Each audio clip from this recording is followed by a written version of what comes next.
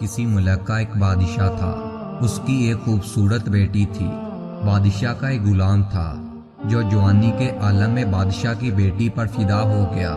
اب غلام کی حیثیت یہ نہ تھی کہ بادشاہ سے اس کی بیٹی کا رشتہ مانگ لیتا۔ ایک دن اس نے اپنے ساتھیوں سے مشورہ کیا کہ ساتھیوں نے کہا کہ تمہارا دماغ تو ٹھیک ہے، اگر تم نے بادشاہ کو بتا دیا تو وہ تمہیں زندہ آگ میں جلا دے گا۔ اب غلام کافی پریشان تھا۔ اس نے پریشانی کے عالم میں ایک فیصلہ کیا کہ اس پریشانی سے اچھا ہے کہ بادشاہ کی خدمت میں جا کر درخواست کروں، پھر اپنی قسمت آگ میں جلنا نصیب ہو یا پھر بادشاہ کی بیٹی نصیب ہو۔ اب وہ غلام بادشاہ کی خدمت میں حاضر ہوا۔ بادشاہ نے اسے آنے کی وجہ پوچھی تو غلام نے گھبراہٹ کے عالم میں سارا قصہ سنا دیا اور بولا کہ بادشاہ سلامت، اب آپ اپنی بیٹی کا نکاح مجھ سے کر کے مجھ پر احسان کر دے۔ بادشاہ کو بہت غصہ آیا کہ اپنی حیثیت دیکھو اور میری حیثیت دیکھو، مگر بادشاہ سلامت نے سوچنا شروع کر دیا کہ اب غلام کو کیا جواب دوں تاکہ یہ رشتہ مانگنے سے انکار کر دے۔ بادشاہ نے غلام کے سامنے ایک شرط رکھ دی، اگر تم نے یہ پوری کر دی تو تمہارا نکاح شہزادی سے کر دوں گا، اگر تم سے یہ شرط پوری نہ ہو سکی تو تمہیں جلتی ہوئی آگ میں جلا دوں گا۔ اب فیصلہ تمہارے ہاتھ میں ہے۔ شرط یہ ہے کہ اگر تم 2 بوڑی بچھو بڑھ کے لاؤ گے تو تمہاری شادی شہزادی کے ساتھ کر دوں گا، ورنہ آگ میں جلنے کے لیے تیار رہنا۔ بادشاہ نے یہ شرط اس لیے ایسی رکھی تھی کہ اتنے زیادہ بچھو کہاں سے اکٹھے کر کے لائے گا، اور غلام یہ شرط پوری کرنے میں ناکام ہو جائے گا اور دوبارہ رشتہ نہیں مانگے گا۔ غلام یہ شرط سن کر پریشان ہوا اور اس نے بادشاہ کی شرط مان لی اور اپنے کام میں مصروف ہو گیا، لیکن وہ کچھ پریشان سا رہنے لگا۔ اس کا باپ کافی دنوں سے اس پر نظر رکھ رہا تھا۔ باپ نے دیکھا کہ وہ کافی دنوں سے پریشان نظر آ رہا ہے تو اس نے اپنے پاس بلا کر پوچھا کہ تمہارے پریشانی کی وجہ کیا ہے؟ تو غلام نے سارا واقعہ اپنے باپ کو سنا دیا۔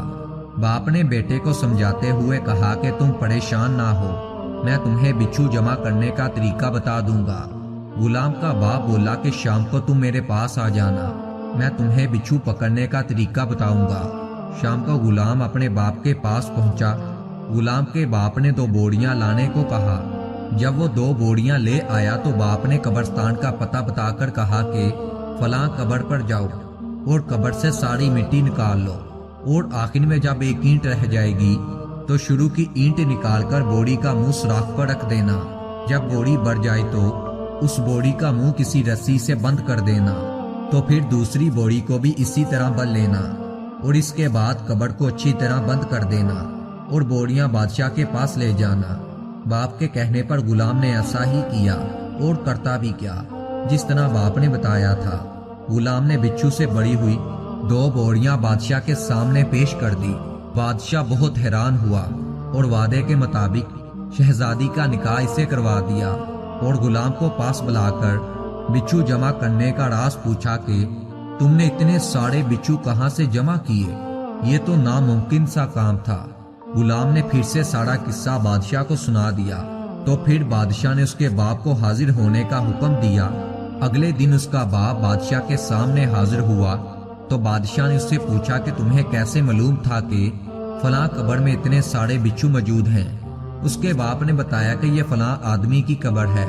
یہ آدمی زندگی میں داڑھی منڈواتا رہا اور مرتے وقت بھی اس کی داڑھی منڈی ہوئی تھی، اور حضور صلی اللہ علیہ وآلہ وسلم کا ارشاد ہے کہ جو شخص اس حالت میں مر گیا کہ اس کی داڑھی قبر میں نہ ہو تو قبر میں اس کی داڑھی کے ہر بال پر ایک ایک بچھو ہوگا۔ حضور صلی اللہ علیہ وآلہ وسلم کی بات کبھی بھی جھوٹی نہیں ہو سکتی تھی، اس لیے میں نے اس قبر سے بچھو جمع کرنے کا کہا اور قبر کا پتہ بتا دیا کہ فلاں قبر میں بچھو جمع ہوں گے۔ بے شک ایسا ہی ہوتا ہے۔ حضور صلی اللہ علیہ وآلہ وسلم کی جو پسند ہے وہ حقیقت میں اللہ تعالیٰ کی پسند ہے۔ اللہ تعالیٰ ہمیں حضور صلی اللہ علیہ وآلہ وسلم کی مبارک سنت پر عمل کرنے کی توفیق عطا فرمائے، آمین۔